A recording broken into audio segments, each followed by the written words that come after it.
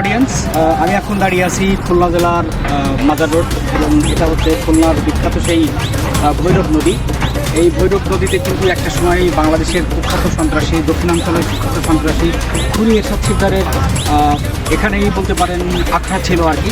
এই সমস্ত যে জেটিঘাট দেখছেন, যে জাহাজ দেখছেন, এখান থেকেই কিন্তু সেই টাকা পয়সাগুলো চাঁদা হিসেবে নিত এবং সে এখানকার টপ টেরোরিস্ট হিসেবে পরিচিত ছিল খুনি এরশাদ শিকদার। যারা জানেন তারা জানেন, যারা না জানেন তারা কিন্তু দেখতে পারেন এই বিষয়টা। তো আমি এখন দাঁড়িয়ে আছি একটা দেখতে পাচ্ছি বন্ধু তারা একটা জাহাজ। এই জাহাজটা মূলত খুলনা মংলা বন্দর থেকে, মংলা সমুদ্র বন্দর থেকে ভৈরবে আসছে এবং এখান থেকে অনেক মালামাল লোড করে আবার সেখানে যাত্রার উদ্দেশ্যে ফিরে যাবে।